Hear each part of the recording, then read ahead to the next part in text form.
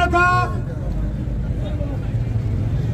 সাবেক ছাত্রদলের রাজপথ কাঁপানো ছাত্র নেতা বিএনপি কেন্দ্রীয় নির্বাহী কমিটির অন্যতম সদস্য জননেতা জনাব মিজানুর রহমান চৌধুরী মিজান ভাইকে বক্তব্য রাখার জন্য অনুরোধ করছে।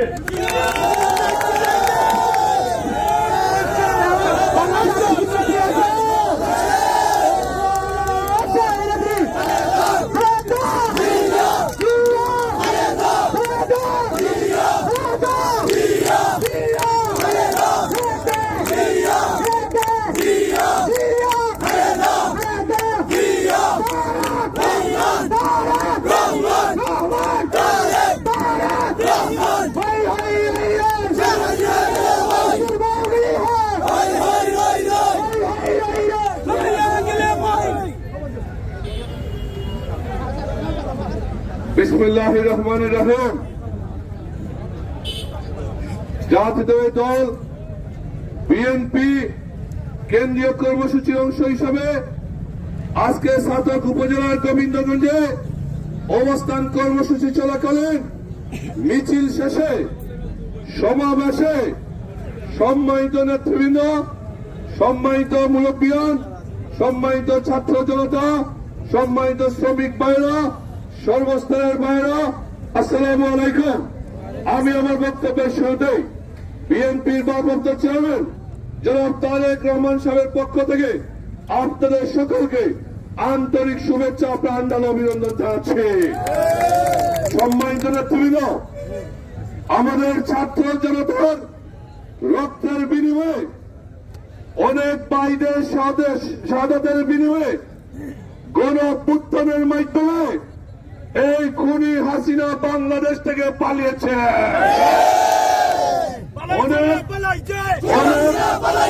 অনেক রক্তের বিনিময়ে আজকে হাসিনা মুক্ত বাংলাদেশ সৃষ্টি হয়েছে। এই রক্তের সাথে বেইমানি করা যাবে না। যাদের রক্তে আজকে বাংলাদেশের দ্বিতীয় মুক্তিযুদ্ধের মাধ্যমে দেশ স্বাধীন হয়েছে, তাদের রক্তের দাগ শুকায় নাই। আবার ষড়যন্ত্র শুরু হয়েছে, আবার বিশৃঙ্খলার পায়তারা করছে। এই খুনিদের উদ্দেশ্যে বলতে চাই, আবার যদি কোনো ষড়যন্ত্র করেন, আবার যদি বিশৃঙ্খলা করেন, মনে রাখবেন আগে শুধু গণঅভ্যুত্থান হয়েছে, এখন যদি ষড়যন্ত্র করেন এই বাংলাদেশের মাটিতে আপনাদের ঠাঁই হবে না।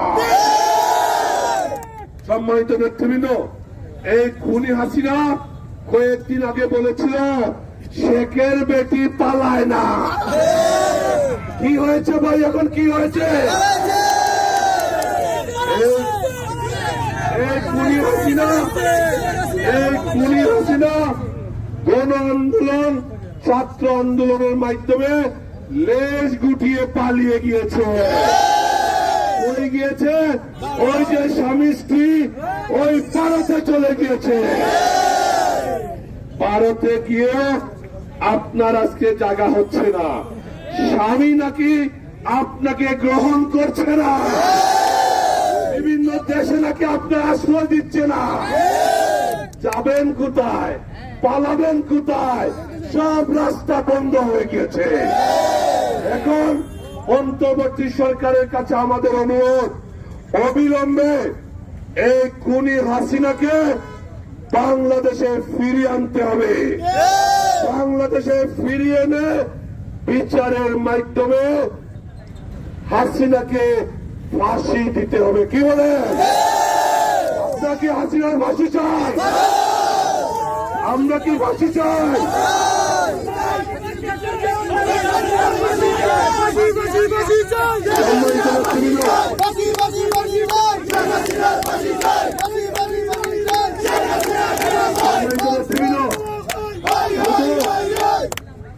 শুধু শেখ হাসিনাকে ফাঁসি দিলে হবে না, যারা নির্দেশ করেছে, এই স্বরাষ্ট্রমন্ত্রী ছিল আসাদুজ্জামান, এই যে আরেকজন সাধারণ সম্পাদক ছিল, কি নাম জানি ওর,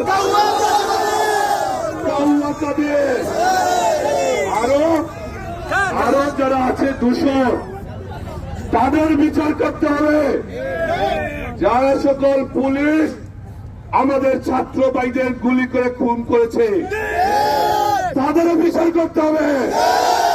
সম্মানিত নেতৃবৃন্দ, আমরা আজকের এই অবস্থান কর্মসূচি থেকে শপথ নিতে চাই। এই অবৈধ খুনি প্রধানমন্ত্রী ছিল শেখ হাসিনা এবং তার দূষণদের বিচার না হওয়া পর্যন্ত আমরা রাজপথে থাকবো। আপনারা কি থাকবেন? বিচার না হওয়া পর্যন্ত রাজপথে থাকবেন? হাত উঠিয়ে দেখিয়ে দেন তো, হাত উঠিয়ে দেখিয়ে দেন আপনাদের।